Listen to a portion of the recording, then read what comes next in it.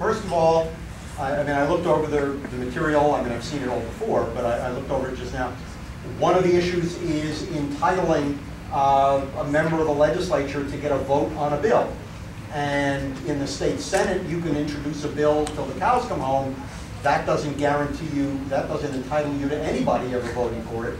In the New York State Assembly, the sponsor of any bill is absolutely entitled to have that bill considered in the standing committee that it is referred to.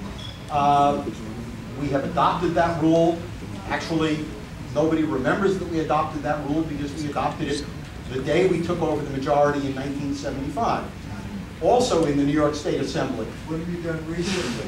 Well, you asked what we've done to reform the rules in the Assembly. Unfortunately, for this dialogue, some of what we did to reform the Assembly that is on this organization's agenda, we did a long time ago. And so I think people ought to know that. In the New York State Assembly, unlike the Senate, we abolished proxy voting in committees. Okay, I won't tell you when we did that. In the New York State Senate, a bill can come to the floor and does all the time without ever going through the appropriate standing committee. The New York State Assembly abolished that practice, and I think that was an important reform. Unlike the New York State Senate, the New York State Assembly now requires that you be in your seat to cast a vote on a bill. It used to be that you had to do that if any single member insisted on it. Now it's the rule even if nobody asks for it. I think one of the most important reforms, even though it may not be a reform of the Assembly rules, is campaign finance reform. And I'm one of the people fighting for the Clean Money, Clean Elections bill. I have been for many, many years. I was the original author and the sponsor of the Assembly's matching fund bill. But I think actually we need to go well beyond that to a full clean money, clean elections system, as has been enacted in 2 or 3 other states.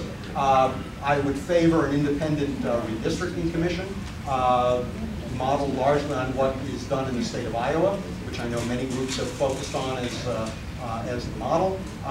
So I think there is a lot that we can do to open up the process in the Assembly more.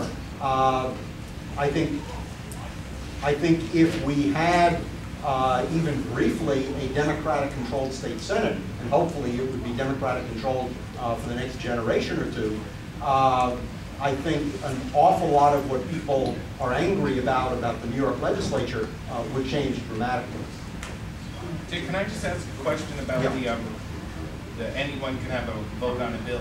How Yes. did that stop then the congestion pricing from coming to the floor for a vote? That didn't stop it from coming to the floor for a vote. It did not come up for a vote in the Ways and Means Committee. Well, for a couple of reasons. The main reason was, had it come up for a vote, it would have been resoundingly trounced. It didn't come up for a vote in the Senate either. I think the reason it would have been resoundingly trounced is that I think the mayor did an astonishingly abominable job of trying to lobby for it. I think if he had done a decent job of lobbying for it, I think it might well have passed. One last question? Yeah.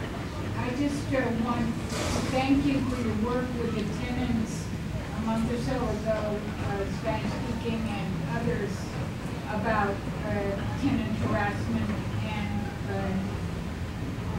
the attempt to keep tenants here in our neighborhood. Thank you. Yeah, I guess you're talking about the West Side Neighborhood Association meeting? Yes. That was a terrific event. Yeah. Thank you. So I have always been enormously grateful for this club and for the work it does and for your support, and look forward to it again. Thank you.